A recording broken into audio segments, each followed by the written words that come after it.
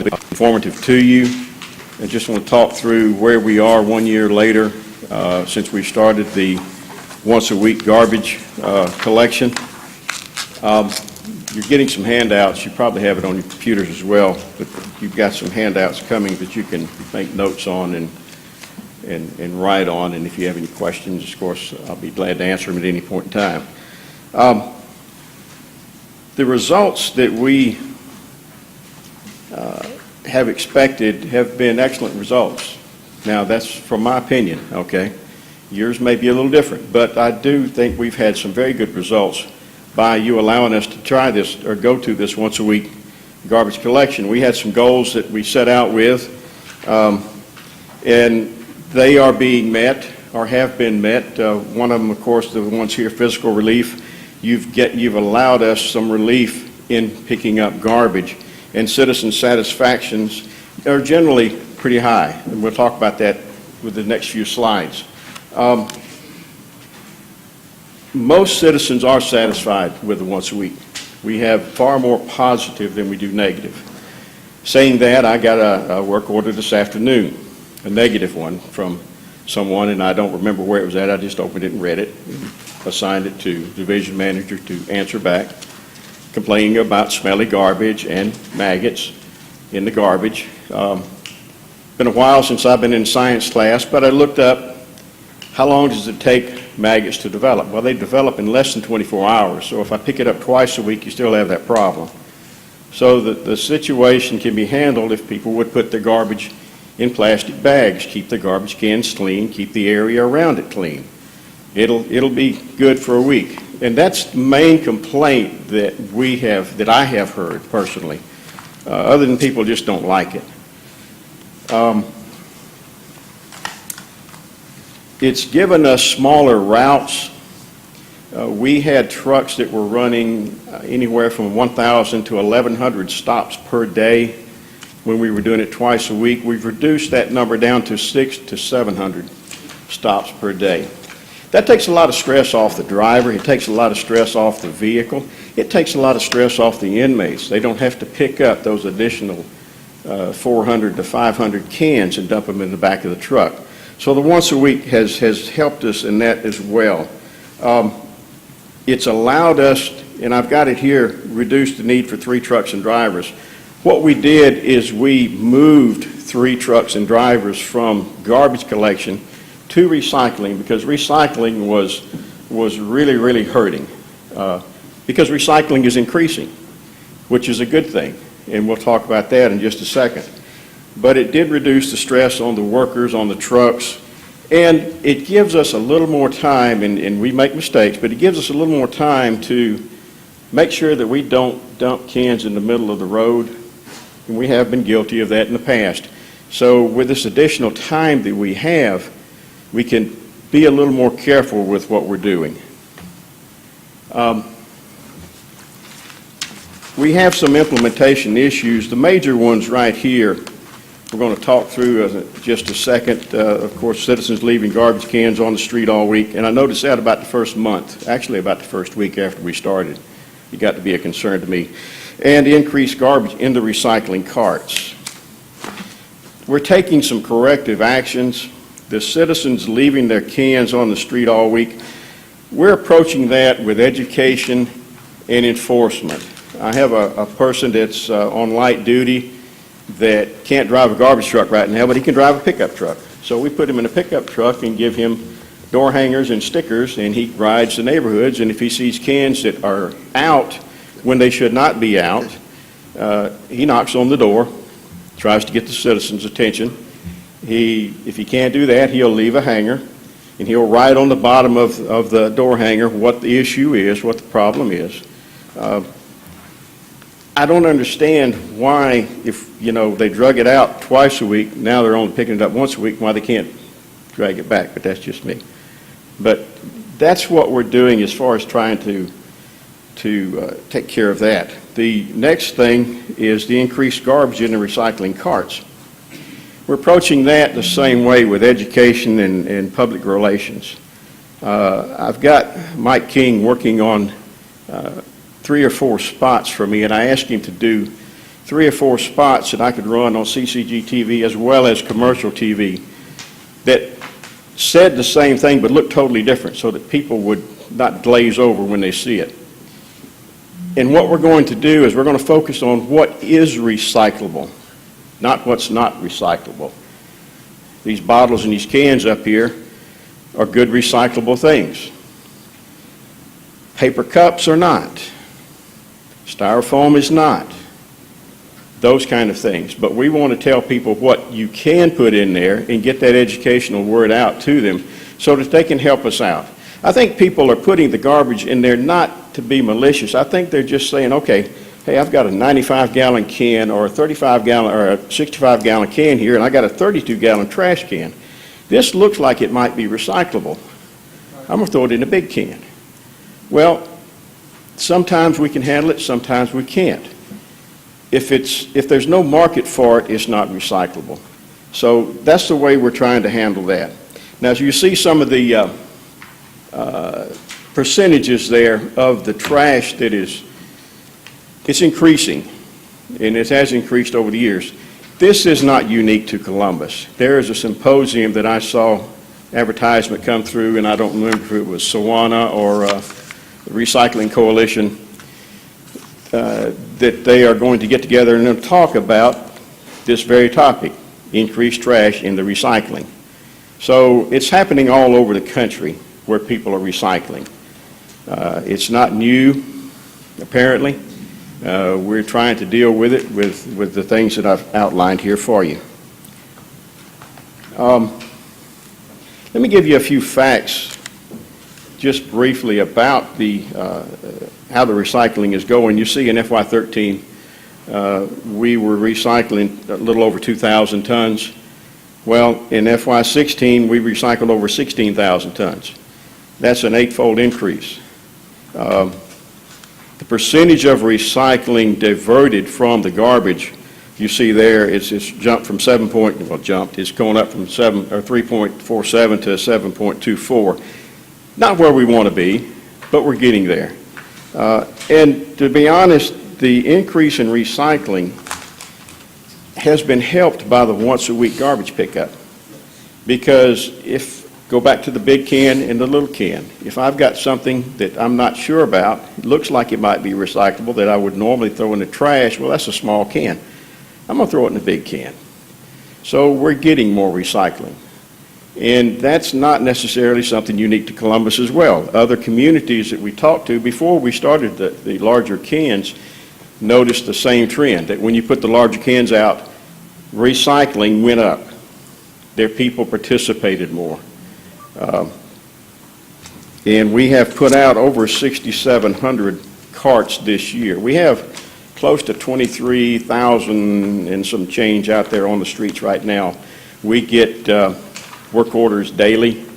I called down to the sanitation office before I came, and they had 100 work orders laying on the desk. And we try to take a Wednesday and get people to come in and put these cans out. And we'll put out anywhere from 100 to 120 a week. So the people are continuing to call, and we're continuing to provide the cans. Some more recycling facts. Looking at revenues, the gross revenue from FY13 to FY16 has jumped. But I want you to notice also that the average income per ton of the commodities that we're being paid for has come down. Now, one thing you need to understand is all recycling is market driven. If there is no market, there is no recycling. There's no place to put it, there's nothing to do with it, people don't want it. So it's all market driven. When we got into this, we were collecting smaller amounts, but we were making a good amount of money. Now we're collecting a lot more as far as our amounts. What we're being paid for it is down simply because the market is down. A lot of that, especially the plastics, are tied to the petroleum prices. Petroleum prices get low, people don't want plastic. Petroleum prices go up, people want plastic. Paper is started back up. I think there's some other commodities that have started back up just recently, just starting to inch back up. So that's happening. Let me talk about the landfill for just a second, just to bring you up to date on that. Some great news about that. In 2012, when Pat came here, we do an annual report to EPD, and our life expectancy of that landfill was a little over 27 years. I sent the report in July to EPD, and our life expectancy is what you see here, 37.8 years. Now, how did that happen? Well, recycling has been a part of that. It's taken things out of the landfill. Also, I've got a landfill manager and assistant manager that know their stuff, and they have changed the way that they do business out there.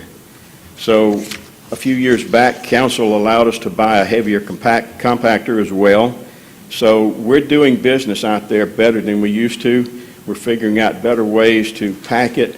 So if you look at what we've done here, since 2012 to here, we should have lost 4 years, everything being stagnant.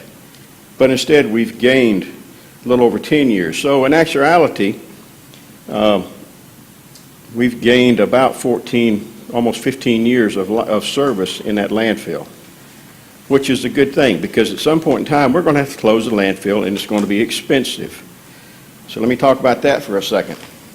Well, I'll get there in just a second. But cost avoidance, Pat has briefed you on these numbers before. The talk about the 3 trucks and the 3 drivers that we did not have to hire to put into recycling because we did need those positions. We were able to move them because you allowed us that flexibility with a once-a-week service to do things more efficiently.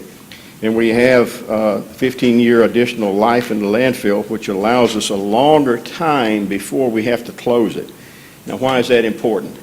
Well, if you look at a 37-year closure, post-closure, the estimated closure, post-closure cost today is $25 million combined. So if we have 37 years to put aside that money, then we need to put aside that $675,000. But if we only have 22 years to put aside that money, then we have to put aside 1.1 million per year for that. At some point in time, we're going to have to pay the piper. We're going to have to close the landfill. We're going to have to make some decisions somewhere down the line. Somebody is that is going to be very expensive. So the more that we can keep out of the landfill by recycling, the more that we can do better work in the landfill through compaction and through other means, the longer it's going to last, the more it will give us time to build up to the point where we're going to have to pay the bill. Last thing I want to mention to you, and then I'll answer any questions you got, is the once-a-week garbage service as it relates to the holiday schedule. If you have a holiday during the week, do you know what day your garbage is picked up? Wednesday. Absolutely. That has worked wonders because it doesn't move. We hit on the winner there, okay, because it's not confusing. That has worked great. We get full participation with people when we have a holiday. In fact, we're starting, because there's a holiday coming up, and we're going to be advertising that beginning probably next week. It's going to go on CCG TV as well as on the commercial stations. And it's just been great. Now, the other thing is, what do we do with Thanksgiving? Because we have 2 holidays there. Well, what we have done is we've basically taken our old route maps, and we've gone back and said, okay, I'm going to pick up everybody's garbage that week and everybody's recycling. So what I'm going to do is I'm going to run Monday and Thursday's routes on Monday, which is what we used to do. And I'm going to run Tuesday and Friday's route on Tuesday. Everyone gets garbage service. Everyone gets recycling service. Now, the drawback to that is we don't pick up yard waste during that week. It's November. There's not much yard waste out there. It doesn't hurt us. If we have to get it, we got the following Wednesday that we would normally be off, we'll get it then. So the once a week garbage service, as well as far as the holiday schedule, has been a godsend, really, to the citizens and to us, because it's helped my people, and the citizens know when their stuff is picked up. Any questions? Any questions for Ron? Yes, ma'am. Councilor Barnes. Not so much a question as a statement made. First of all, I mentioned to the city manager that was good to have the individual go out. That was a real quick fix to have the individual, because we did have complaints. I had a lot of complaints. Brian knows that I call a lot. But that was a real quick fix. But this is a personal comment that I'm going to give out here now to the city manager and the mayor and all. You know, and I think that the city manager knows how often I interface with special enforcement for some of the issues. The difference between there's a big, huge difference between a manager and a leader. In military, we have leaders. A manager can know the rules and regulations and go by it. But you know what a leader does? A leader will know the rules and regulations. If there's a problem, accomplish the mission, even if you have to look outside the box, and that's you. I don't know how many times, Mr. City Manager, and you know how many times I've called you. I walk the streets every day, see things. A lot of times, some of the individuals may not know how to address a problem, but when I call this gentleman right here, we don't always agree, but he solves the problem. I won't repeat that. We don't always agree, but he solves the problem because he gives common sense advice, like he was talking about the maggots and individuals that call. Councilor Barnes will tell you what we need to do. Just help them tie them up. They'd be good. You understand what I'm saying? You get what I'm saying? And we're good to go. That's that gentleman right there.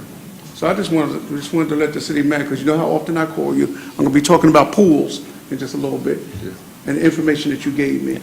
Thank you, sir. All we want to do is to make sure that the citizens that pay everybody's salary, that we meet their needs, that you meet their needs. And I just want to say thank you for that. Thank you, sir. The last thing I want to mention, there was a handout, I believe, that you got. We do a monthly newsletter, and I think that we email it to each one of your council emails. It's very brief. It just gives you some facts and figures and some things in there of how we're doing and what we're doing in public works. So please take advantage of that, and thank you for your time. We have Councilor Thomas. Just a question on the holiday schedule. This year, Christmas Day is Sunday. And quite frankly, Mr. City Manager, I don't remember if we are observing that on Monday, I would assume. Is that right? I believe it's Monday. Monday. It works out, the Christmas. I guess, well, here's my question. Yeah. Let's start talking really quickly about how that schedule is going to be. That's one of the things that folks have been as concerned about anything else is, you know, when we have 2 days, how is it going to work? Thanksgiving is pretty clean because it's the same 2 days every year. But Christmas moving around. Christmas and New Year's this coming year, or this year. Right. I believe both of them are celebrated on Monday. Well, Tiasha Johnson has it, and it looks like we're going to be taking Friday and Monday for Christmas as a floating Christmas, holiday. right, okay. Mm-hmm. But what do you do if you have one holiday in the week? You put your Wednesday. garbage out on Wednesday. So the one holiday would be The Friday before is a Wednesday. For those folks, go back to Wednesday, and for the Mondays, go to Wednesday. Okay. Okay. Okay. Thank you. All right. We have Councilor Woodson. Ron, I'm going to be short, just out of curiosity, because myself and a couple of people were having a conversation. Whatever happened to when people used to recycle and they got like a penny or 3 pennies or 5 cents for, you know, plastic or glass or stuff. That doesn't exist anymore. I know it does in other communities. Is that not a benefit? Let me see You if know, I'm... like in other cities, I have a bottle of Coke or something. Oh, You know, the there's some deposit, cities that do still, so I wanted to know why they stopped that. the deposits, to be honest, I don't know the answers. I know I used to collect Coke bottles to buy gas for my Volkswagen. We were just having that, that's why I said it was a quick question. We were having that conversation and we asked, what happened to those days? And then, so I was just wondering. Huh? Yeah, I know some places do it still, but I was just wondering. Okay, I told you it was short. Okay. All right, Ron, that looks like that's all. Thank you. Thank you. And the last presentation will be HR Director Aretha Hollowell, related to pay adjustment, longevity pay.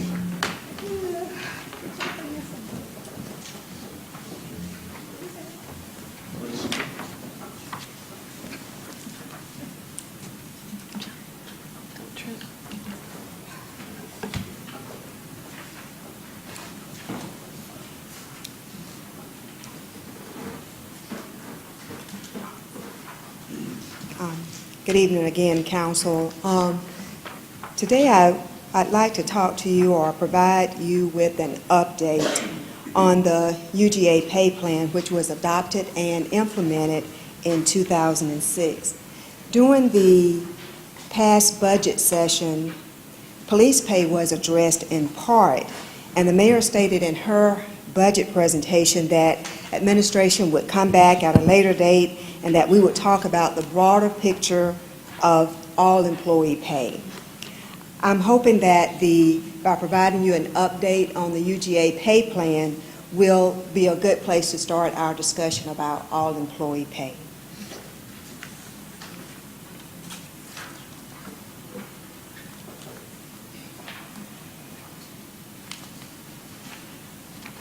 As stated, the UGA pay plan was adopted in fiscal year 2007. The pay plan includes all job categories for general government, for public safety, and the court system. It does exclude some jobs, including our part-time, temporary, and seasonal jobs, and of course it excludes positions for elected officials. Just a summary of the pay plan implementation. In FY 2007, the pay plan was implemented at 92% of the market. Also included in that pay plan implementation was longevity increases. For those employees with 1 to 3 years of service, they were moved one step on the pay plan. Those employees with 4 to 6 years of service were moved 2 steps, and those employees with 7+ years of service were moved 3 steps. And let me say that the structure of the pay plan is considered a traditional model. It includes both grade and steps. In FY 2008, the pay plan was implemented at 98% of market. It also included longevity increases for employees that had 2 to 9 years of service. They were moved 1 step, and for those employees with 10+ years of service, they were moved 2 steps. And then in FY 2009, the pay plan was implemented at 100% of market. Then, of course, in 2008, which is, I'm sure, very fresh on most of our minds still, we had the economic downturn that impacted the entire economy, the national economy. So budgets were constrained. The public and private sector, they downsized, as we did, downsized, right-side, and budgets were leaner. Positions were frozen, positions were unfilled or deleted. Just to give you a further overview of the pay plan implementation from FY10 then to current 2017. In FY10, there was no COLA, no pay increase. In FY11, there was no COLA, no pay increase. And in 2012, it was recommended in the budget, and you approved a 0.5% COLA in FY12. In FY13, you approved a 2% COLA as a pension adjustment when we had pension reform. In FY13, you approved a 0.5% COLA. In FY14, the second phase of pension adjustment, you approved a 2% COLA.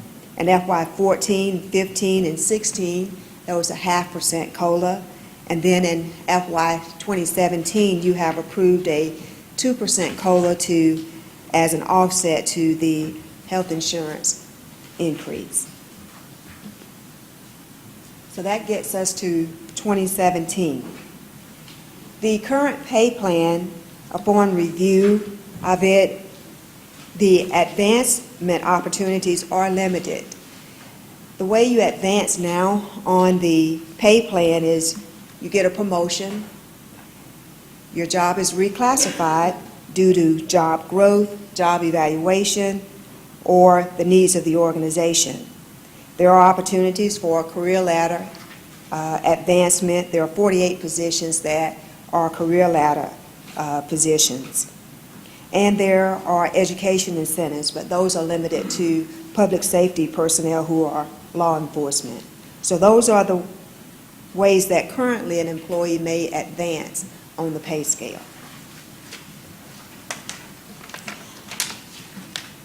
I submit to you that I believe that we need a long-term strategy in terms of administering our current UGA pay plan.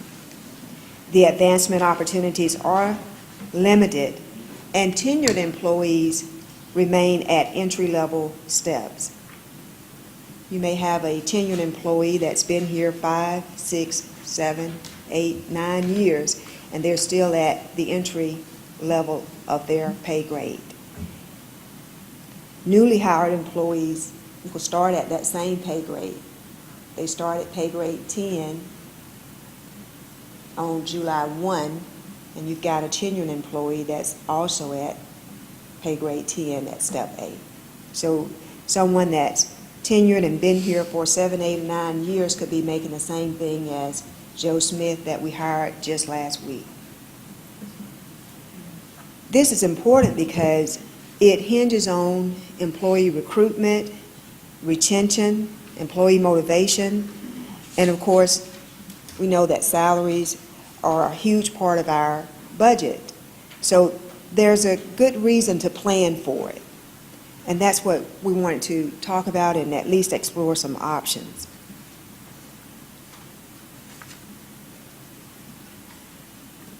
During pay plan maintenance, this will allow us to establish criteria for employee advancement. It will allow us to limit compression. It'll put some distance, hopefully, between those employees that are newly hired versus those tenured employees. It allows for a pay system that rewards employees, and employees will know more of what to expect and how to plan for the future.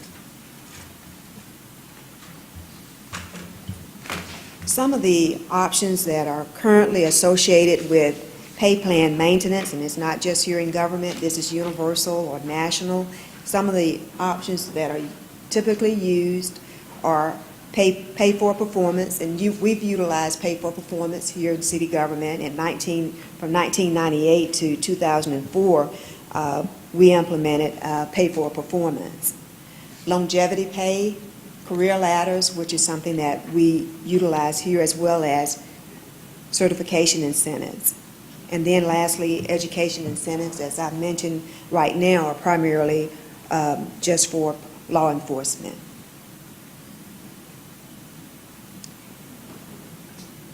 Pay plan maintenance, again, these options in terms of pay for performance, which we've utilized before, it links compensation to measures of work quality and goals.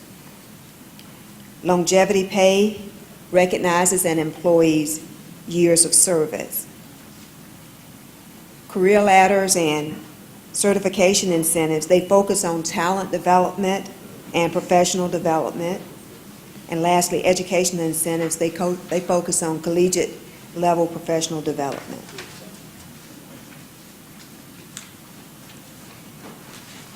Now, as I said, we've been thinking about this a lot, and we want to share what we've been thinking about with you. In terms of, one of the things I wanted to focus on was longevity pay. I mentioned the other options, pay for performance, career ladder incentives, which we're doing some of, certification incentives, education incentives. All of these are options that we can implore. These are options that we can use. But I wanted to focus on longevity pay for just a moment as an option, because I believe it's a very viable option, particularly given our position now with our pay plan and so many of our employees still being at the entry level. They're tenured employees, and it's a way to move them along the pay scale. So I think longevity pay is an option to be considered.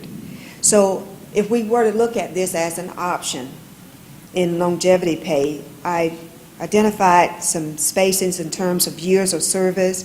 This is something very similar to what we did with the police department.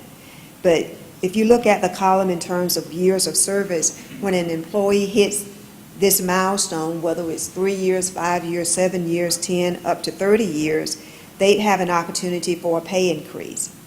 The scale may be advanced to 1.25% when they hit 3 years of service, 5 years of service, 7 years of service. And to the right, the chart will show, if we were to consider that, what the budget implications would be. For example, if we were to somehow or another adopt it and the budget allowed it for FY 2018, the initial impact is the greatest. If we considered this option, the impact would be at 1.1 million. And then, of course, in the preceding years, FY 19, 20, it goes down. So that's one option just to think about. A 1.25% pay increase would move the employee, would advance them a step, and this would be a tenured employee versus a newly hired employee, so that begins to put some distance between them, and that's one of the things we're trying to do, is put some distance between the tenured versus the new employee, while also moving the employee, allowing them to advance on the pay scale. Aretha, stay here a second. We got Counselor Thomas. I just have a question. Ms. Hollowell, in looking at this, the 1.1 million in 2018, that would move everyone who hits one of these standards, right? That is correct. The first year, everybody that fits into one of those categories would be impacted. Right, You're okay. exactly right. So that's why that's the most, when you do it the first time, that's the most costly impact. But we are talking about each one of these milestones, if you will. Yes. Okay, Yes. thank you. So if I'm at 5 years, I get the 5 year. If I'm at 7 year, I get it because of my 7 year. Then I've got to wait till I get another anniversary. Okay, and let me make sure, suppose I'm at 9 years and next year I go to 10, my pay increase is calculated at 1.25% of my current salary. Is that right? Right. Okay. Yeah, well, no. This is a step that we're proposing. For example, if you look at, and I can put it on the flip chart, if I could show that real quickly.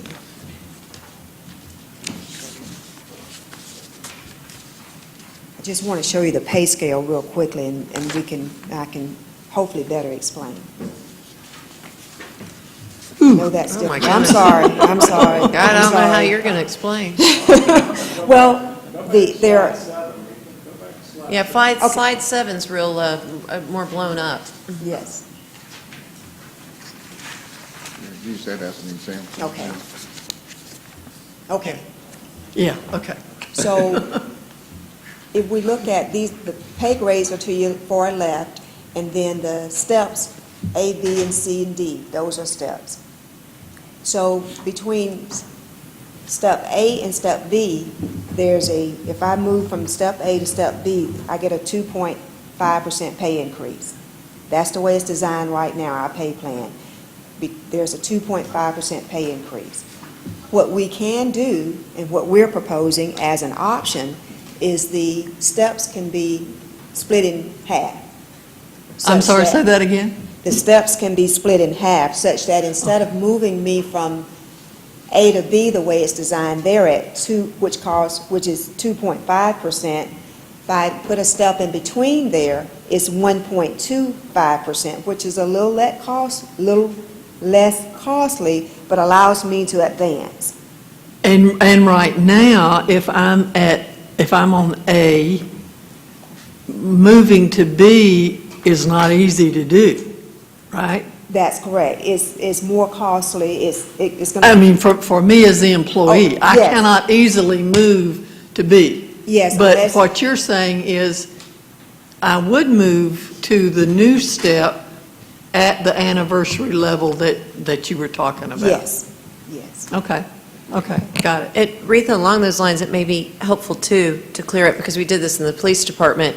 The first year, everybody gets something. That is Okay, correct. so go back to your other slide that you had. So I've been working here 6 years in FY 2015. I'm not at 5 and I'm not at 7. The first year, what do I get? You've been here 15 years? No, I've been here 6 years. 6 years, 6 years. So you'd get the 5-year, because you've not been here long enough to get the 7-year, but you'd get the 5-year. Right. So So you as get long it- as it stays consistent, it's all the same for everybody. But if Yes. council was to adopt something that said people at the 5 to 7-year mark got 1.25 and people at the 10 to 30-year mark got 2.5, It's then the same. yeah, That's it correct. would be different. But everybody gets something that first year. Everybody gets something. And in this proposal, this option is the 1.25%. Everybody gets that if they fall on their anniversary. Now, that's Thank just you. one option. Absolutely. Yeah. Okay. Well, it helps, it doesn't help the compression aspect of it the first year, right? Because Right. you're not moving people out, but it helps the morale issue of the fact that people have been here 5 years, 10 years, 12 years, and they're still in step A and haven't moved forward. So that was the pilot project we did in the police department, and it seemed to work well. So, Yes. Yeah. Counselor Allen, did you have a question? Just, if we're trying to correct the compression problem or address it in some way, I guess in a step process over a period of time, giving everybody at 1.25 the first year doesn't do anything. Well, I mean, it does. gives them a salary increase, but it doesn't do anything to address compression.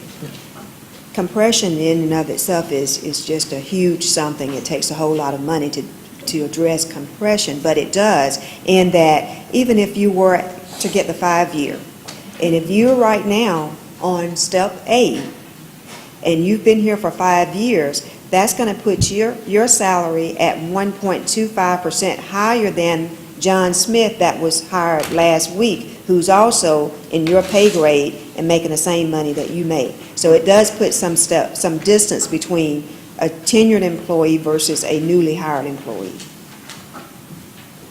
I guess my concern is if we're hiring new employees in, do we have a grade that they need to be classified in? I mean, shouldn't Yes. they fall, I mean, you're hiring somebody to run the stump grinder. They, I was hoping somebody'd catch that. So I called it. No, I called it. Yes. I mean, they have a pay grade. I mean, they Right. start at the lowest level. Let's of just that say it's pay a grade. maintenance Yeah. tech 1, And that's where they just fit in that grade. Right. right? And if they get a 1% raise a year, that takes them to wherever it takes them. But No. if somebody has been in a stump grinding department for 5 years, is he still making the same as the entry level? Well, yes, let me tell you why.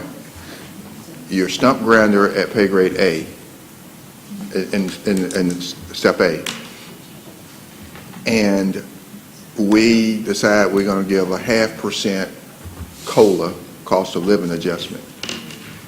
We apply that 0.5% to the pay plan, and we move step A up by A 0.5%. a 0.5%. So the person got a 0.5% cost of living, but they're still in an A. And so if you do that for 5 consecutive years and you keep adjusting the A step by the 0.5% COLA you're giving them, they're still in an A.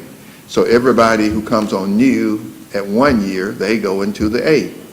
And so you're not leaving the A where it is and advancing the pay that employee by a 0.5% that separates them from the A. And so a person could conceivably have been a stump grinder for 6 years and still in the A step, and 6 years later you hire a new stump grinder and they come in at the A step and they're equal. So because we haven't given pay increases, we've given cost We've of living. moved the pay scale. Well, I appreciate your presentation, but if you're moving the scale like that, you're going to continually have a compression problem. And this will fix that. That's why we're talking about This it. will fix it. I'm not convinced it will. It will, what it does If you have is, somebody in year 6 and you're going to give them a raise and not make them wait till their 7th year anniversary, there's still a problem there. that's only in the first year, though. That's only in the, I hear what you're saying, it's But so you're incremental. taking longer to address the problem. You're just passing it to the 2nd year. Well, what you do is that first year is you give everybody relief, and so the guy you hire next week does not come in with a 1.25% raise. And if we had more money, we could do more. I mean, yeah, if we had money, we. Everything do she has something. down here is great. But for us, we don't have the funds, the revenue to address it. Well, yeah, it's true. And that's why this is extremely modest. It at least starts to tell us how much these types of options cost. One of the things I think that is, the UGA plan is great. It really is. But the problem is that it was made in fairly good times. And in order to give our folks raises and do the types of things that relieve compression, it only moves at 2.5% increments. So in order to give our employees a raise and move them a step pursuant to the UGA plan, we have to have $10 million. Well, I don't know when that's going to happen, but it could be 20 years from now. And what are we going to do in the interim? And so what we've tried to do is find a way that's very incremental, that gives a plan that shows them that they will be getting these increases, they will be moving away from new hires that we can possibly afford, if not this year, maybe the next year, and starts quantifying how much that is. And then if we do get a great year, where revenues are way up and we are still very far behind in our salaries, then you always have the option to increase it from 1.5 to 3% or whatever you feel you can afford. But this is just starting to put the meat on the bones of what it costs to implement a more incremental pay plan maintenance. So yeah, in the first year, the only thing you're doing is moving your currently employed people away from the people who are going to be hired next week. That's the one very small incremental step at addressing compression. And the other thing it does that first year is helps everybody with morale because they haven't had a pay plan maintenance increase. So that's the concept. And it was what we did in the police department, which we were able to accurately quantify, so we feel good about these numbers. Yes. Councilor Henderson. Well, and with regards to feeling good about the numbers, do we still refer pay plan maintenance and by the way, I applaud you. I think this is awesome. At least we're looking down the road trying to find a way. Are we still referring this to somebody at UGA? I don't know if Dr. Condrey, I don't want to jinx him, but I don't even know if he's still alive. No, he's not there He anymore. is. He's alive, but he's not there. Well, I mean, I don't know. That's why I said, I'm not wishing the man ill will. I just want to know who's looking at these. We still have a relationship with UGA. This plan was obviously done, but the study was done by UGA in 2006, and as a part of the continuing relationship with UGA and helping us maintain the plan, they look at it. When we have position reclassifications, UGA look at that. But quite frankly, for an organization our size, you know, the agreement that UGA left is that we'll help you for 3 years, and it's been 10 years. And we've still called on, we still call on UGA. There was an agreement, but there was also a commitment, and I know you can't bind future councils, and I'm not suggesting that commitment runs forever, but there was a serious disconnect in the confidence that the employees and some other folks had in this government. And Councilor Allen, I know, was a part of this, and we actually met, and you know, I was a part of it, too, we yeah. met with some business leaders and some representatives of the government, and a commitment we made was that we weren't going to, listen, and I don't call this tampering. I know this is a necessary adjustment, but I'm just telling you from my perspective, I'm not going to vote for it. I did with the police department because we were kind of under the gun to try to get that done. I'm not going to vote for any maintenance that hasn't at least been looked at by these folks or by somebody, just because we had made that commitment to Sure. the. Yeah. Well, We were probably going to get them at UGA to come down here so we can talk through some of these things. Yeah, Yeah. I think this is great. I really do. And I see some of the same issues you do, but I think that heck, if we don't do something soon, we're going to have a bigger hill to climb. But I just would feel much more better since I was there and made that commitment that somebody outside the government look at it to make sure that it's accomplishing what we wanted to do without creating any collateral damage unintentionally. Well, we have till April 28th, till the mayor's budget letter's proposed, if this is even in it. And I think the opportunity we're taking today is to bring this back at the first opportunity that Retha's had a moment to start showing you how much these types of things cost before we go and pay UGA by the hour to look at what we've done. And so maybe, Retha, if you'll want to go through the rest of the options and just kind of show council how much these types of things cost, if we could get a little input and further discussion, then we can maybe hone in on something more specific and certainly get UGA. But now I understand we're paying them by the hour, is that right? Because the Yes. contract lapsed. So we really need to give them some, at least 2 or 3 specific ideas and not just say, hey, if you were us, how would you maintain our plan? Right. That would, who knows how long that would take. So I think it would be good if we get some input. Councilor Davis? Mayor, I wish we would, let's keep what took place with the police department and the pay reform, let's keep that out of the conversation. Because we need to be real careful. That's somewhat mild misleading.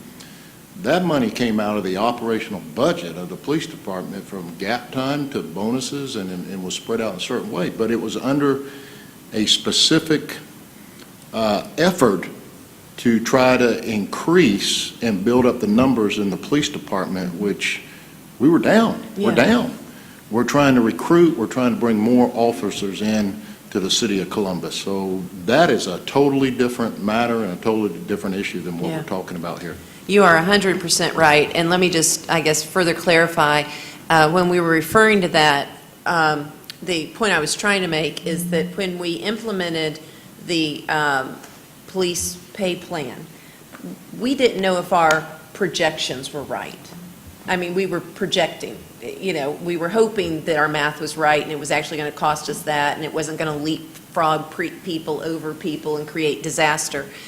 And none of those unfortunate side effects occurred. So I think the point I was trying to make is we know from the pilot project with the police department, for completely different reasons within their budget not requiring new monies, there are math that these types of formulas can be predicted with a pretty high level of accuracy, and that we were very accurate also in not creating these leapfrog things where somebody who's been here lesser times, lesser positions, leapfrogs over somebody who's of higher rank and so forth. So that's the only point about the police department. It was within budget, different policy purposes, but we know, having implemented that we can predict the cost pretty accurately. So that's the only point to be made here. Yeah, go ahead. And you're right on that. I think that, again, I go back to the price tag on that came out of the operational budget. So there was we had to give up something in order to get something. I mean, really, when you look at it. But what we're talking about here, when you look at the price tag, unless we anticipate a surplus on an annual basis, I mean, we're already doing somewhat of a maintenance as it is, depending on what we have to work with.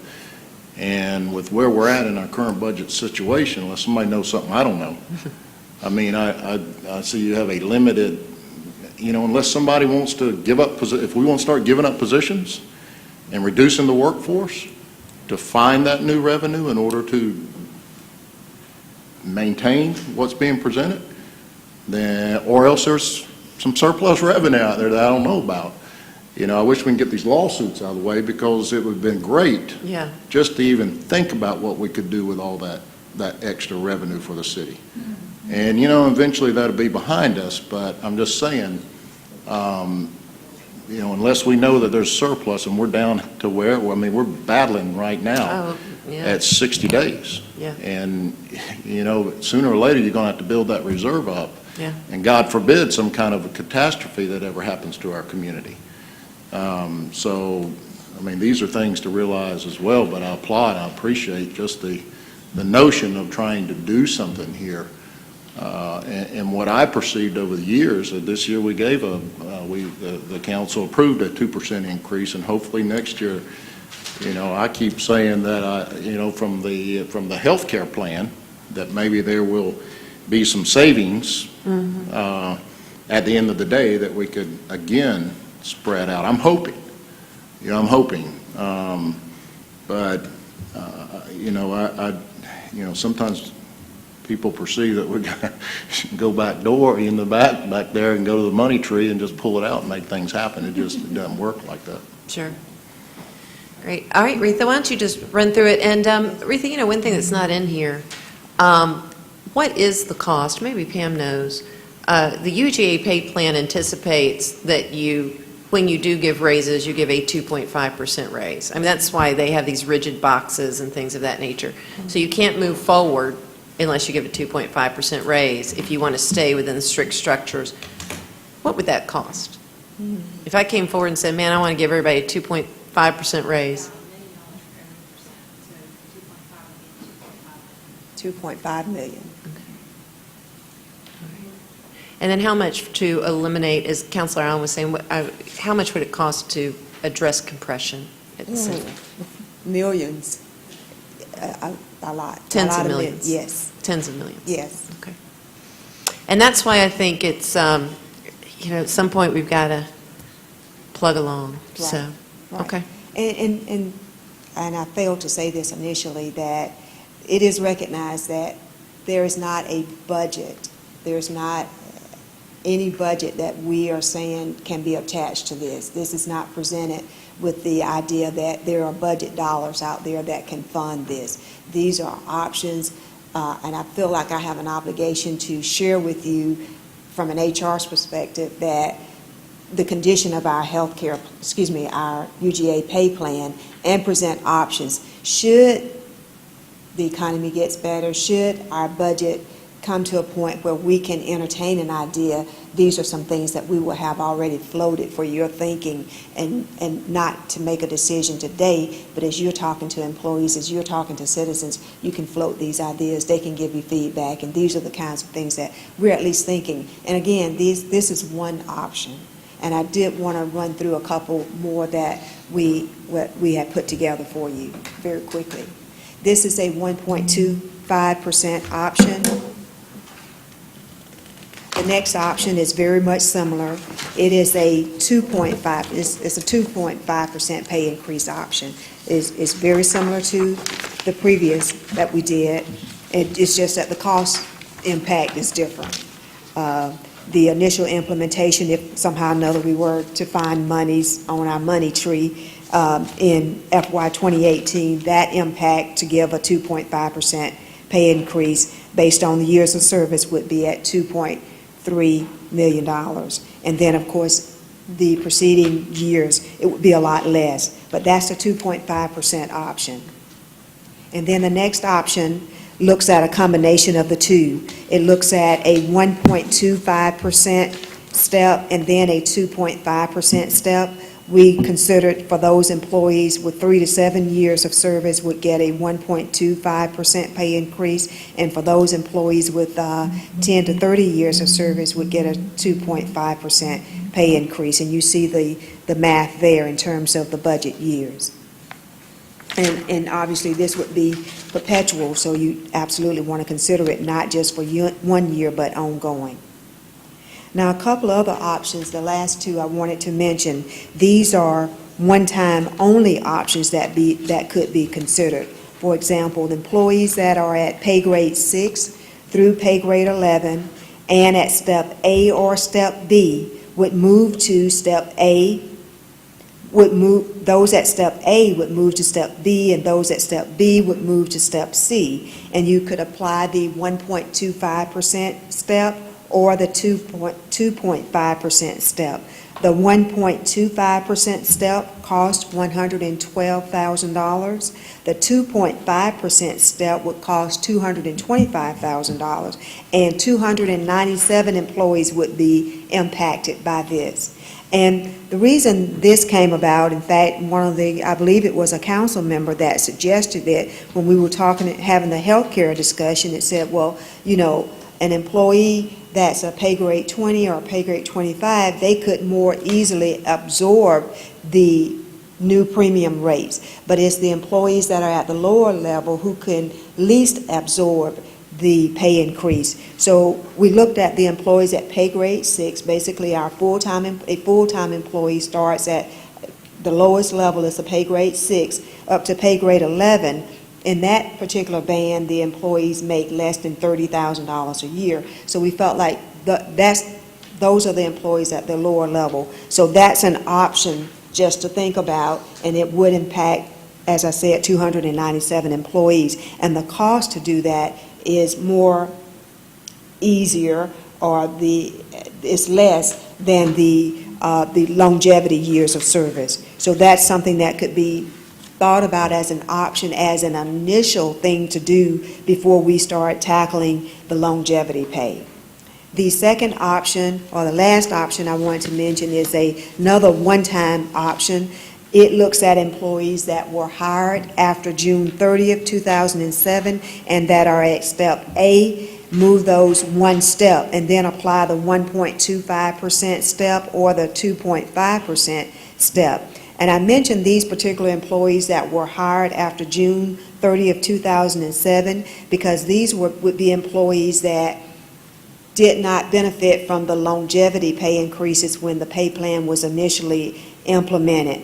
And many of these employees that were hired after June 30th, 2007, if they didn't get a promotion, if their job wasn't reclassified or participated in a career ladder, they are in all likelihood still at step A.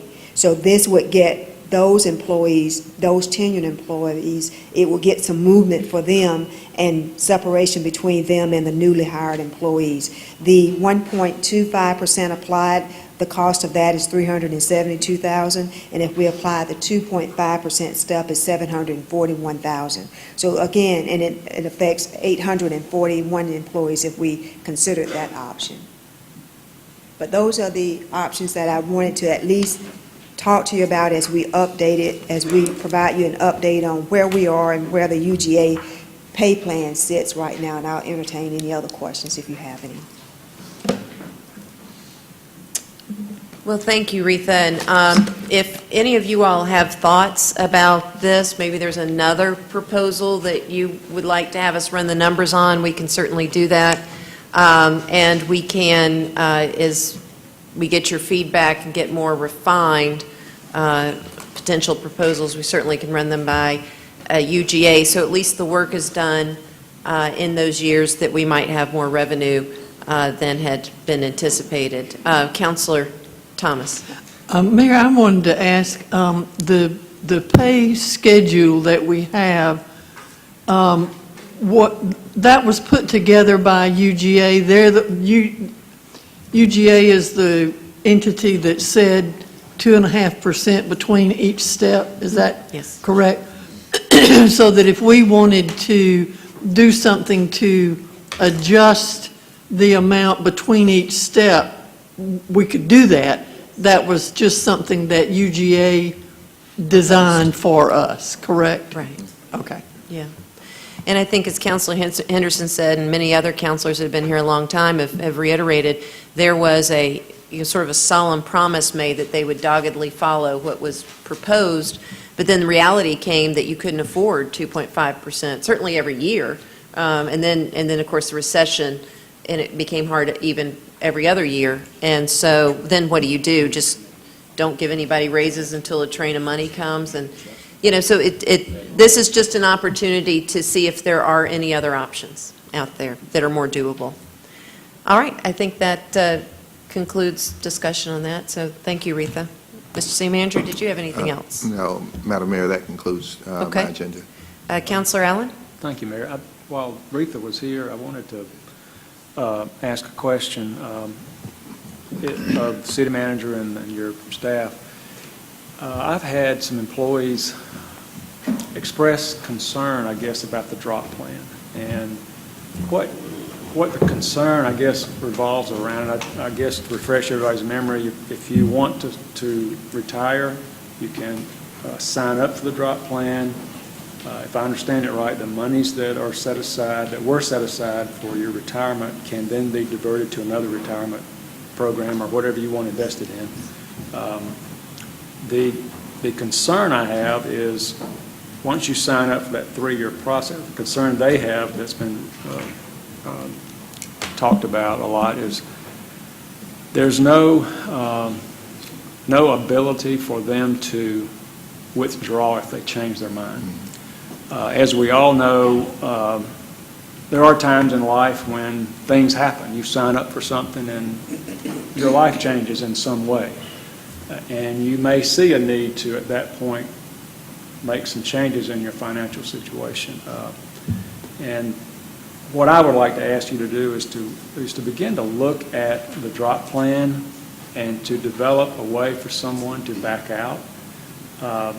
Just for an example, I was thinking if someone is in and sometime within the first 2 years or 2 years and a half or whatever time period we decide on, something happens and they want to pull out. They decide they want to stay on their job. They could repay the monies that they've taken out, if they've taken out any, with whatever the interest that would have been generated if it had been left in the account. Be able to repay that and then back out. They get a one-time shot. They can, anytime that within that first period of time, they can pull out of the drop plan. But I thought it might be good. It might be a more of an incentive for the employees if we develop a way for them to get in with some assurance. If I have a life-changing event, I can then back out of this and stay at work if I want to or whatever. But I would like for us to run the numbers and see what that looks like. And Okay. maybe we get more participation. Sure. We can do that. Sounds good. Councilor Davis? Well, Councilor Allen, if I hear you right, that having that option, I mean, that's a good thing. Be a good thing for our city, but even more so, what I hear you saying, it's not very complex, it's pretty simple. I think what I just heard you say was no blood, no foul, as long as the money's paid back to the city within a certain time frame that you can extend. And you said that at some point in time, if they do wish to retire, that's it. I mean, that's or go back into the drop plan, that you've got that one option, no more options. So I think that's what I heard you say. That would be an easy amendment, and would be simple in my opinion. I don't know if there's any numbers related other than you just no blood, no foul. Just give the city back within a certain time frame. And then if you choose to retire at a later date, you just move forward with it. Well, we'll certainly take a look and come back and share some information with you, because I'm hearing in the background that, of course, there's a pension contribution that would be required in addition to just paying back and with interest. I mean, because the pension fund has lost out. But we'll have to come back and share all of that and see if we can figure it out. But we'll just share everything with you so you'll see. Well, and that's I guess, when you say the number side of it, but I would suspect when I say no blood, no foul, that all that would come back to the city as if you never went into the plan. Yeah, but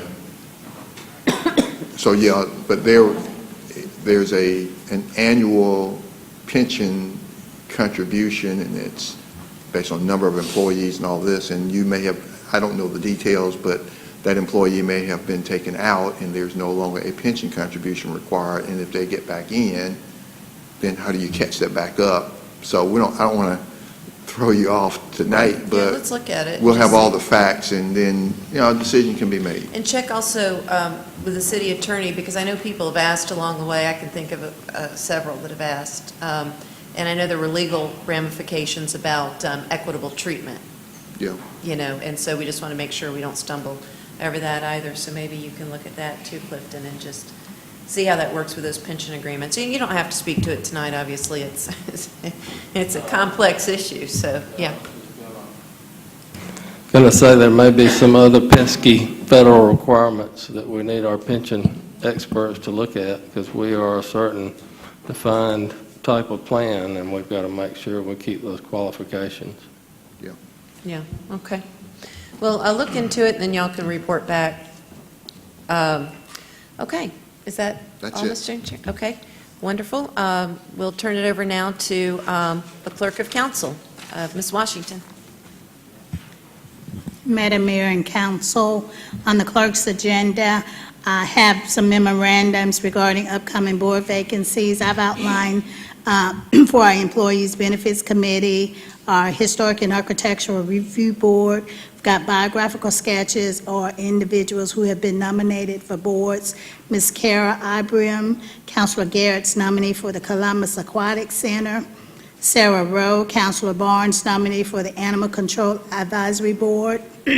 And Ms. Angela Wagenta, Councilor Davis' nominee for the Community Development Advisory Council.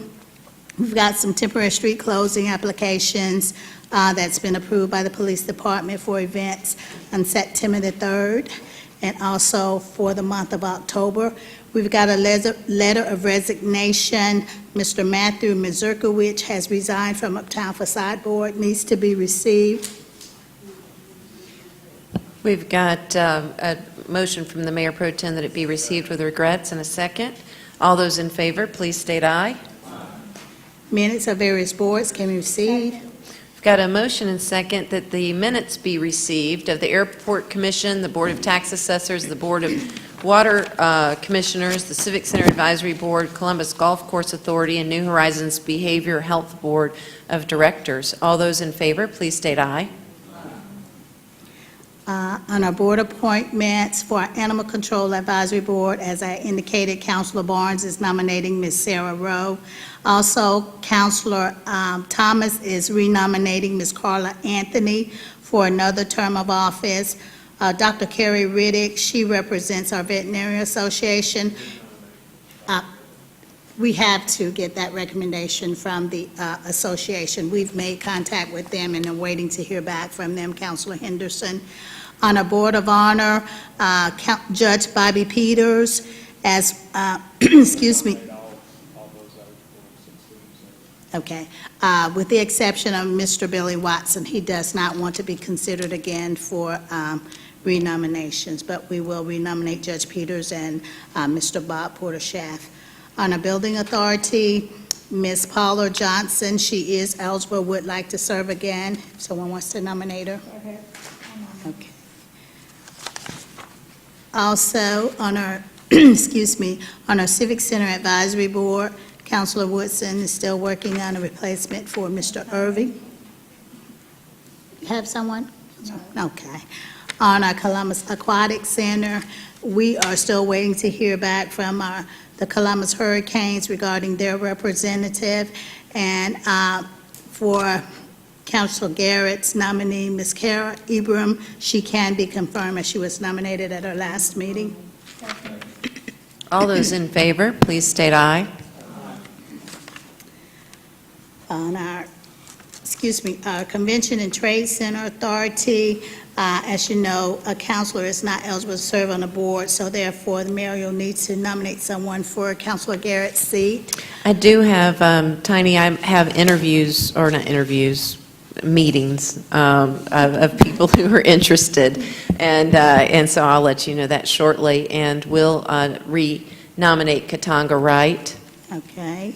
And and let me know when you hear from Debbie Lane. Okay, because this is the mayor's appointment. Ms. Wright can be confirmed tonight. Move confirmation. Got a motion and second for confirmation of Katanga Wright. All those in favor, please state aye. Okay, and we're waiting to hear back from Ms. Deborah Lane as whether or not she wants to serve again on our Community Development Advisory Board, because this is a district appointment. Ms. Wagenta can be confirmed. Got a motion and second for confirmation. All those in favor, please state aye. On our Employees Benefits Committee, our HR department did send out nominations for the seat, and Ms. Drell Short was again elected by the general government employees. She can be confirmed. Move confirmation. Got a motion and second for confirmation of Drell Short. All those in favor, please state aye. Also, for the seat of Michael Burgess, he is not interested in serving again. We have some individuals from which the council may select. Those individuals are Jan Vardaman, Kevin Maurice, Linda Lunsford, or Jennifer McDonald. Mayor Pro Tem? On the list where you had the names, there were some numbers out to the side. Were those the number of votes that they received from other employees? That is correct. Okay. Okay. I'd like to nominate whoever got the next highest number. I think it was like 32.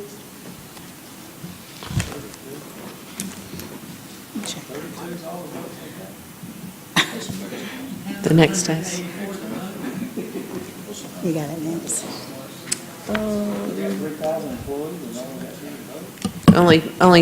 Well, 25, it does, 2,500 are eligible for benefits, but yes, it's still sad. I mean, only, as Counselor Henderson pointed out, only 20% of the 2,500 came to meetings about the health care.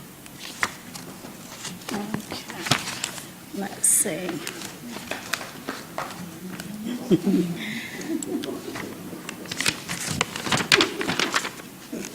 I can't pull it up on here. I looked at it. Yeah. Do you have those For the other numbers, Ms. position. Washington? You sure? Okay, that would be Jennifer McDonald. Jennifer McDonald was the second highest vote getter? Yes. Okay, is that who you? I'm saying, I don't know, I didn't know any of them. That was 36 Okay, votes. but that's who you want to nominate as the second highest? Okay, the Mayor Pro Tem then wants to nominate Jennifer McDonald for, That's Michael Burgess' seat. Before I want to ask also, they don't have to live in Muscatine County on that committee, right? I don't, no, they don't. Okay. So whoever got the next highest number, that's what I want to know now. All right, that was That's Jennifer. Miss Jennifer McDonald, and that's for Michael I don't Burgess' know seat. any of them. Yes, she is. Okay.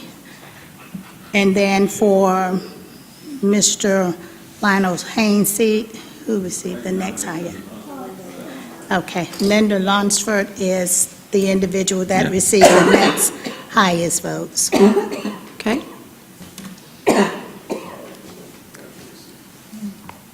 And if there are no objections, we can go ahead and confirm these. Move confirmation. So we've got a motion and second for confirmation of Jennifer McDonald and Linda Lunsford.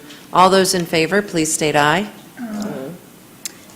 And for the seat of Sandra Hunter, this individual must be a department director or an assistant director, and the individual that was nominated was Ms. Laura Johnson, and the Mayor Pro Tem has nominated her, and if there are no objections, she may be confirmed. Move second. We have a motion and second for confirmation. All those in favor, please state aye. Are there any opposed? No. On a Historic and Architectural Review Board, Mr. Ed James has resigned. He is a representative that is selected by the Columbus Home Builders Association. We have made contact with the Home Builders Association and are waiting to hear back from them. On a Hospital Authority, Mr. Ken Chong has resigned. Council must nominate 3 individuals from which the authority will select his successor.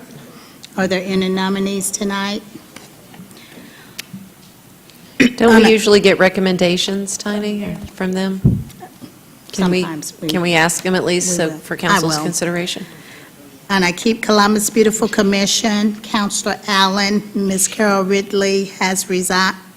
Do you have a nominee for that seat yet? Okay. Okay. On our Public Safety Advisory Council, District 1, Ms. Agnes Evans has resigned. And also, District 3, Ms. Laverne Brown has also resigned. Okay. And District 5, Mr. Pulver, he is eligible. We're making contact with him to determine if he wants to continue to serve. District 7, Councilor Woodson, Reverend Phillips, he is eligible and would like to serve again. You want to? Yes. All right, go ahead, put him on. Okay. You're making a motion to I'll confirm it? make a motion. A motion and second to confirm Reverend Willie Phillips. All those in favor, please state aye.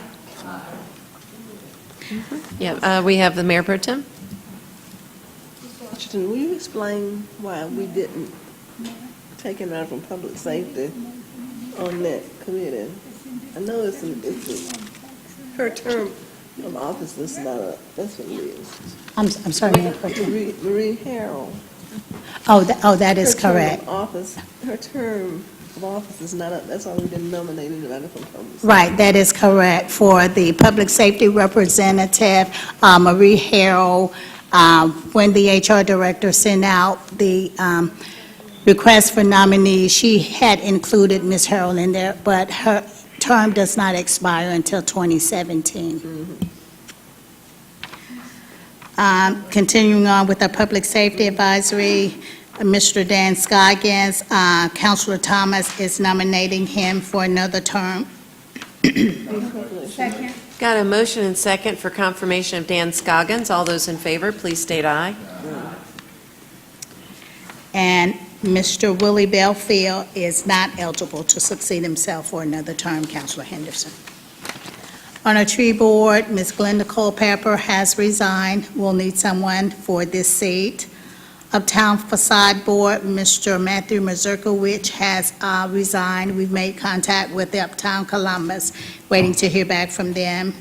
And also, we'll make contact with the Historic Columbus Foundation for Mr. Judson Richardson's seat. On our Valley Partnership, Joint Development Authority, Tyler Townsend has resigned. We are making contact with the chamber to see if they have any recommendations for that seat. And our Youth Advisory Council, Councilor Henderson? Okay. That's all I have, Madam Mayor. All right. Well, that concludes our agenda. At this time, I'll entertain a motion to adjourn. Wait, hold on. Whoa. We've got Councilor Huff. Mr. City Manager, the residents of Far Road sent a big thank you. They're out there working on the sidewalks because they had some spots that were dipping and cracking, and they were having trouble with the wheelchairs and things. So thank you. Appreciate you. Councilor Thomas. Mayor, our community yesterday suffered quite a blow with the Yes. school district, the wreck of the school bus and those kids. I was very impressed in everything that I read by the number of people who said our first responders Yes. were terrific. Yes. And I want to acknowledge that. They were very professional. They were very compassionate. All of those things, excuse me, that you want them to be when they're dealing with that kind of situation.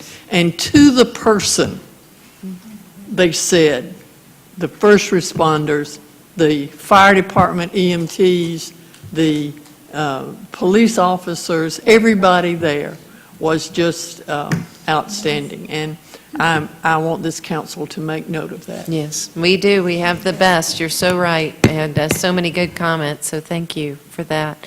We have Councilor Davis. Thank you, Councilor Thomas. Mr. City Manager, where we, as you know, I've had a number of requests from stakeholders who use our Lake Oliver Marina when it comes to fuel, in this case 100% gasoline. Have we made any progress in that area from that request? I'm sorry, hold on. I'm going to have to follow up with Deputy City Manager Goodwin, who left. I'll get you an update. I can't answer that question tonight. Okay, I'm still receiving a lot of concerns and comments and requests, and I'm just wondering, what's the position of the city on it? Sure. Okay. I'll get back with you. All right, we have the mayor, excuse me. Oops, no, we got Councilor Barnes. Mr. City Manager, one of the problems that I'm encountering in the community that we do not have a fix for is our pools that are not maintained. People who do not maintain their pools are filthy. I sent to Mr. Ron Smith a picture. The pool is the color of the back of that chair. Went out there, odor. It's next to a lady who's battling some pretty significant health issues, and the treatment that she's receiving is debilitating itself. So the down day that she has that her body can recuperate from the treatment, she has to keep her window closed because the stench from the pool. We have no ordinance to cover that, to cover pools. We have ordinance to cover stagnant water somewhere, but not specifically pools that the people don't maintain. And this is just one instance that concerns me because of the lady's condition. I've sent special enforcement out. Special enforcement will go out according to our ordinance. They're correct. They look, they see, well, there's nothing we can do. We'll send the health department out to see if there are any mosquitoes. The health department goes, I said, no mosquitoes. Problem was not solved. Yeah. That is just one case, and I'm using her because it's sad for someone who's battling. She can't even open up her window to her bedroom because of it. I've been out there a number of times. I sent Ron Smith, and Ron, I give Ron credit. He searched our ordinances, and we just don't have it. We need to do something to address that. And that's just that one case that's haunting me because I've been to the woman's house. I know, I'm a nurse. I've seen her condition. And it's just horrendous that we don't have a fix for that. I talked to Clifton. Clifton's going to work on that. Is that correct? You got my email? So work on something like that. And that's just one. There are other areas as well.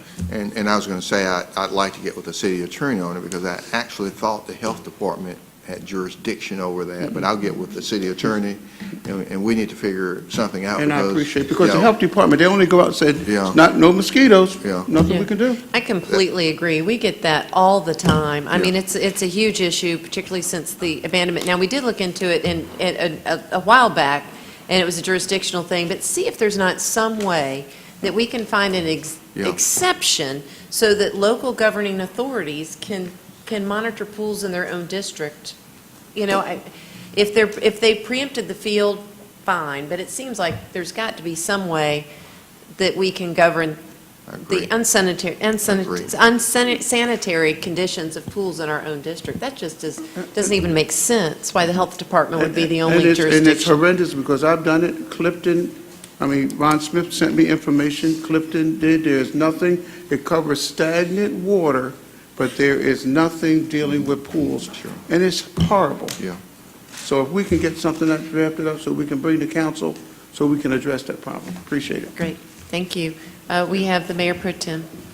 I would just like to invite all my fellow councilors and staff to my church Sunday. We're having Friends and Family Day.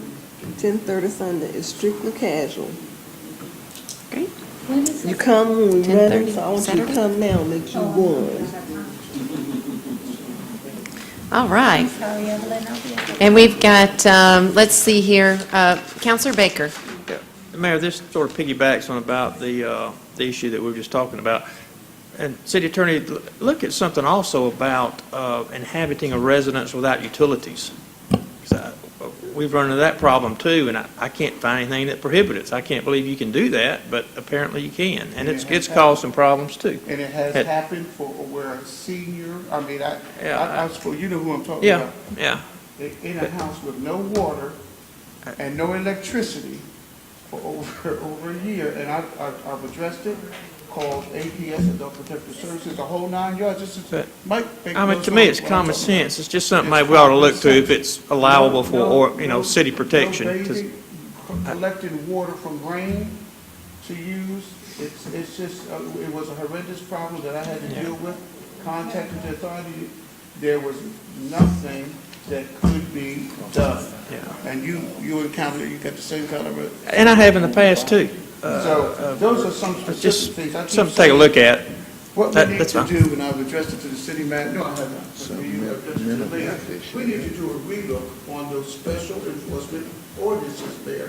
They're outdated. The same thing with people's backyards, where you have grass this high, all kinds of animals back there, next to someone whose grass is cut, and the animals that are infesting the house that's deplorable are going over it. We need to do a relook, this council, of the special enforcement Sure. ordinances. No, I agree. We've tweaked a few of them, but I think by and large, at least what I'm hearing, I sense that council's desire to regulate unsanitary circumstances has grown, and I think we need to look at them. So let's, maybe, it's a UDO issue, I think. I think it's a UDO issue. These special enforcement codes that, It's both, Chapter 13, Health and Sanitation General Ordinances, and UDO. So, I mean, it's going to take comprehensive looks from the planning folks, from health folks, and special enforcement. well, why don't we just do that as a referral, and the city manager and I can get together and set a date. But Tiasha, if you'll put that down as a referral to look through the UDO and look at some of these things, the type of requirement of boarding up abandoned homes has been something that people bring up all the time. So anyway, there are cities doing much, much more. Now, they have more extensive special enforcement departments, but still, we can weigh those pros and cons when we get the recommendations. Okay, we've got, Mayor Pro Tem, are you up again? Yes. Okay. I thought we did something with that ordinance back when we were walking the neighborhoods in Winton. Yep. And there were a lot of homes that were not, they didn't have utilities on. And when we were getting ready to try to eliminate substandard housing, I thought something was done back then. We can look and see, and we can pull, if there was a vote, we can pull, maybe it was proposed but failed, I don't know, I wasn't here then. So why don't we look and see what the law is, and then see why a stricter code wasn't enacted. Okay, we've got Counselor Huff. Mr. City Manager, one last thing, and I'll let us go home. Thank you to your staff, and when you thank them, they'll know who they are. There were visitors here yesterday from Atlanta, and I was doing business, and a raccoon came out of the woods, appeared to be sickly, and was hit by a truck or something, and was just roadkill at that point. But made a phone call, and they were just pretty impressed that the streets were cleaned up so fast. Thanks. Yeah, thank you. All right. Let's see, we have Counselor Davis. Mr. City Manager, we just talked about a lot of foul issues that you now have to deal with, but I'd like to talk about positive use of foul. Actually, the world's changing. We know the world's changing, okay? And the millennials are coming on strong, and they really are into some things that, it's back like our parents and grandparents used to be, just living off the land, urban farming, and just, doing things to raise their own food. So I would like to open up a discussion about the potential for our millennials and people in general at their homes to be able to to raise their own eggs, or to, I guess it would be, I don't think cultivate's the word, right, No, Mayor? you're right, yeah. It Well, they're is? using Is it that in the right word? homeschooling and all sorts of things. But, you know, within reason, I think that we're heading in that direction, and you've got cities all over that are making those adjustments, so, I don't know about the rest of my colleagues, I know it's kind of a striking, The mayor has been talking to me about that for about 3 years. There's been a lot of citizens that have come. You would be surprised. yeah. They even. Well, people are apparently- talking about it now, it's not just talking about it, I mean, it's being done. Chickens all over the place. They have to be And we- contained. We do have some feral chickens. We do have some feral chickens. They need to be So- contained. All right, you can tell it's past 8 o'clock. Here we go. Let's see, we've got Counselor Woodson. Oh, my God. Angelique, this is a referral for you. I don't know if she heard me. Angelica? Yeah. This is a referral for you. Can you check and get me some information and let me know? It was brought to my attention that the people that had food trucks have to have a restaurant or a place where they cook, and then we're taxing them 2 times. We're doing the inspection twice, so they pay $250 for inspection of the building, then they have to pay $250 for the inspection of the truck, and it's every 3 months. And they're paying double for everything because they're running a food truck. But they're not using that facility for nothing but, cooking or just, and they could do the cooking at home, but they have this building that they're paying $600-700 to rent in order to have their food truck. So can you check on that, if we're double taxing people on that? Because that's really, I think that's too much. I mean, we should tax them one time for both facilities, but we're taxing them for each one. And I can tell you later of someone who talked to me, and then you can get more details from them. And now they're trying to decide whether, should they continue or not, because they can't afford to be paying $500 every 3 months. Okay. All right. Well, that concludes our business and our referrals. We've got a motion and a second to adjourn. All those in favor, please state aye. Great. We're adjourned, and we'll see you next week at 9 a.m. for a work session.